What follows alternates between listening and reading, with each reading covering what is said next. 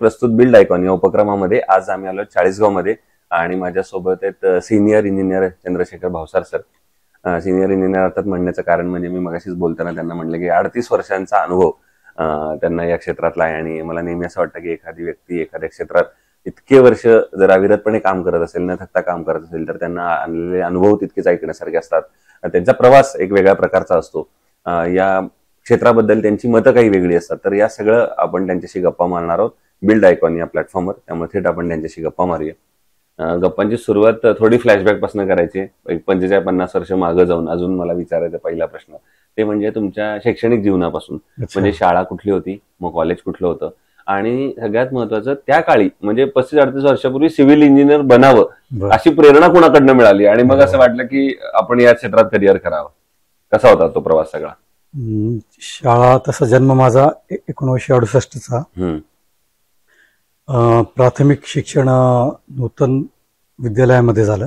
त्याच्यानंतर हायस्कूल आमचं होतं आनंदीबाई बंकट मुलांचे हायस्कूल. त्यानंतर प्रवरानगर इथल्या पॉलिटेक्निक कॉलेजमध्ये प्रवेश घेतला आणि 87 साली डिप्लोमा पूर्ण केला. आणि त्यानंतरच मग पण त्या अगोदर पॉलिटेक्निकला ऍडमिशन घेण्यापूर्वी नेमकं करावं काय असा घरच्यांनी पण मला प्रश्न केला. मग मलाही त्यावेळेला कळत नव्हतं. तर माझ्यावर माझ्या काकांचा जास्त प्रभाव, त्याच्यामुळे त्यांनी मला एक छोटासा साधा क्ल्यू दिला की तुला नेमकं कोणतं क्षेत्र आवडतं. तर म्हटलं सांगता येणार नाही. म्हणे बा तुला आता ठीक आहे आम्ही इंजिनिअरिंगला पाठवतो आहे, पण मग तू साईड कोणती निवडशील. तर म्हटलं काय काय असतं त्याच्यामध्ये. तर ते म्हटले की तुला बांधकाम करायला आवडेल की काही इलेक्ट्रिकचे कामं करायला आवडेल की काही फॅक्टरीमध्ये काम करायला आवडेल. म्हणजे त्यांना सिव्हिल इंजिनिअरिंग आणि मेकॅनिकल हे सुचवायचं होतं त्यावेळेला. तर मग मी त्यांना सांगितलं की मला बांधकाम करायला जास्त आवडेल. तर मग मी सिव्हिल इंजिनिअरिंगचं क्षेत्र निवडलं त्याच्यामुळेच आणि मग तिथून तो प्रवास सुरू झाला. बरोबर आहे. हा जसा एक वेगळा प्रवास असतो प्रत्येक सिव्हिल इंजिनिअरचा, तसा एक वेगळा त्याच्यापेक्षा एक स्ट्रगल असतो. ते म्हणजे सिव्हिल इंजिनियर झाल्यानंतर पहिला प्रोजेक्ट मिळेपर्यंत. त्या काळात तुम्ही कदाचित सिव्हिल इंजिनिअरिंग केलं असेल तेव्हा सिव्हिल इंजिनियर ही कन्सेप्ट सुद्धा तशी नवीन होती. मिस्त्री आणि ठेकेदारांच्या हातमध्ये सगळे हाऊसिंग प्रोजेक्ट घडायचे, म्हणजे आपण रेसिडेन्शियल इंडिव्हिज्युअल घर वगैरे बांधायचं. तर मग तो पहिला प्रोजेक्ट जो वैयक्तिकरित्या केलात, नंतर तुम्ही प्रॅक्टिस सर्व्हिस केली असेल तेही आम्हाला ऐकायचंय, पण जो स्वतः वैयक्तिक पुन्हा प्रोजेक्ट केलात तर तेव्हा काही दडपण आलं का? तेव्हाची आठवण, अनुभव कसा होता? साधारणतः एक मी प्रॅक्टिस सुरू केली असेल 1990 मध्ये. तर एखाद्या वर्षात एक काम आलं. तर त्या पार्टीची जी पार्टी होती प्लॉट ओनर, तर त्यांनी सहज असं बोलता बोलता प्रश्न केला की सध्या कोणत्या रेटला काम सुरू आहेत वगैरे वगैरे. माझ्याकडून बोललं गेलं सध्या 210 मटेरियल सह काम एक्झिक्युशन मध्ये 210-220 रुपये स्क्वेअर फूट चालतायत, होत आहेत बा. ऍक्च्युअली रेट जास्त होता पण माझ्याकडून कमी सांगितलं गेलं. मग त्यांनी म्हटले की तुम्ही या रेटला मला करून द्या बा.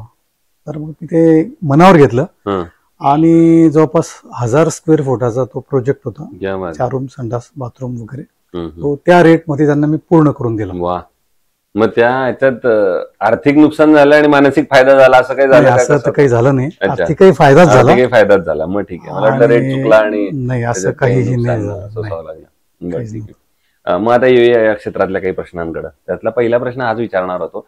जो प्रश्न तुम्हाला 30-35 वर्षांपूर्वी आलेला रेटचा आणि दर्जाचा, त्याच प्रश्नापासून सुरुवात करूया. आजही 35 वर्षांनंतर सुद्धा बऱ्याच कस्टमरचं असं म्हणणं असतं की आमचं बजेट थोडं कमी आहे आणि एवढ्याच बजेटमध्ये आता बसवून द्या.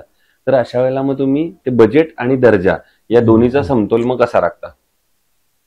तर अशा वेळेला त्या प्रोजेक्टच्या बाबतीत मग जे ओनर असतात त्यांच्याशी समन्वय जरा जास्त राखावा लागतो. प्रत्येक गोष्ट करत असताना जी गोष्ट आपण विकत घेतोय ती खर्चिक आहे का, जास्त किमती तर नाही, आपल्या बजेटच्या बाहेर जर जात नाही ना, तर या गोष्टी आपण बघून घेतल्या पाहिजे. आणि जर तसं असेल तर मग त्या गोष्टी आपल्या बजेटनुसारच होतात. खर्च हा त्या पार्टीच्या आवाक्यात राहतो. बरोबर. दुसरं, या क्षेत्रात काम करताना तुम्हाला जाणवलं असेल, या क्षेत्रामध्ये अकुशल कामगार किंवा प्रशिक्षित कामगारांचं प्रमाण फार मोठं आहे. बरोबर. आणि अशा कामगारांना जर काही महत्वाची जबाबदारी दिली तर बऱ्याचदा धोका सुद्धा संभवू शकतो. तर तुम्ही कशी ती परिस्थिती हाताळता साईटवर? तर अशा वेळेला मग त्या साईटवर जर अकुशल कामगार जर असतील तर आपला स्टाफ किंवा आपण स्वतः जास्त वेळ उभं राहून सुपरविजन करून त्यांच्यावर लक्ष देऊन त्या गोष्टी त्यांच्याकडून मॅनेज करून घ्याव्या लागतात, बरोबर. जेणेकरून कोणत्याही प्रकारचं रिस्क व्हायला नको अथवा आर्थिक नुकसान व्हायला नको, या गोष्टी बघितल्या जातात. बरोबर. दुसरा एक प्रश्न असा वेगळा आहे, तो म्हणजे तुम्ही ज्याप्रमाणे हे क्षेत्र बदलताना बघितलंय, यातलं तंत्रज्ञान बदलताना बघितलंय, त्याप्रमाणे तुम्ही एक जळगावचा पण प्रवास बघितलाय आणि बदलता जळगाव जिल्हा सुद्धा तुमच्या नजरेखालचा आहे. त्या अनुषंगाने हा प्रश्न आहे की जर जळगावमध्ये येणाऱ्या 15-20 वर्षात काही महत्वाचे मोठे बदल आपल्याला जर अपेक्षित असतील, अर्थात एक सर्वांगीण विकास आपण ज्याला म्हणतो तसं जर असेल, तर एक इंजिनियर म्हणून तुम्हाला काय वाटतं, तुमचं विकासाचं विजन काय, कुठल्या क्षेत्रावर आता काम करण्याची जास्त गरज आहे?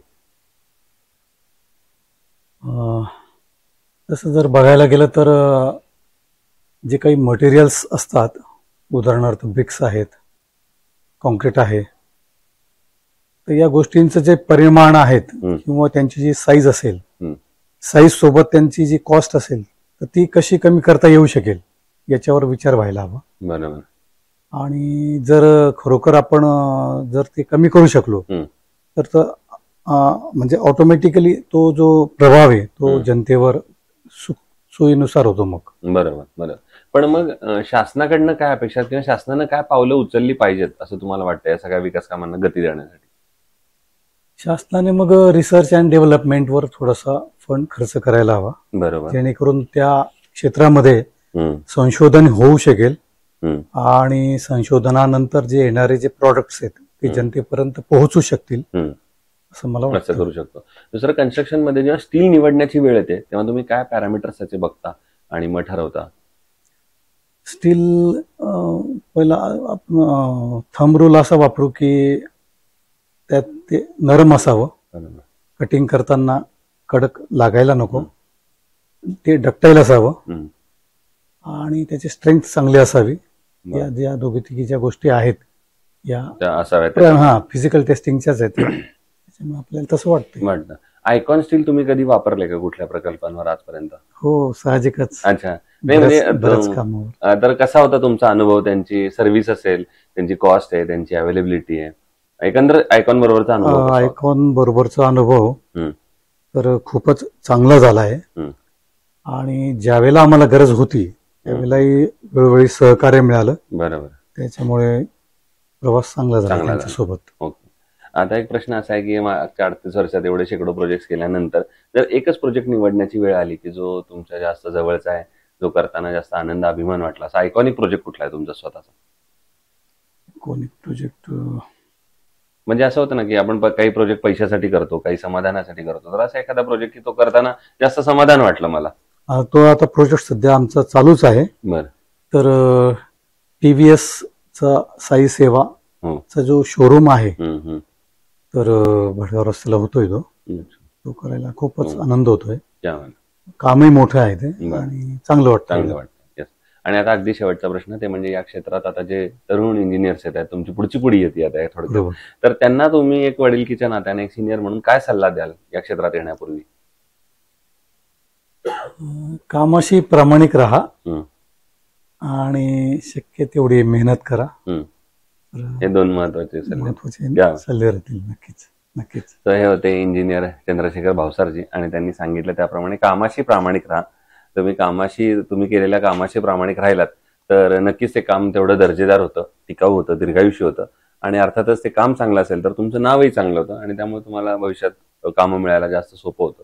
पुन्हा एकदा आपले मनापासून आभार की तुम्ही आलात आणि भविष्यात सुद्धा अशाच आयकॉनिक प्रोजेक्टची निर्मिती आपल्या हातून घडावी याच आयकॉन स्टील तर्फे मनपूर्वक शुभेच्छा. धन्यवाद.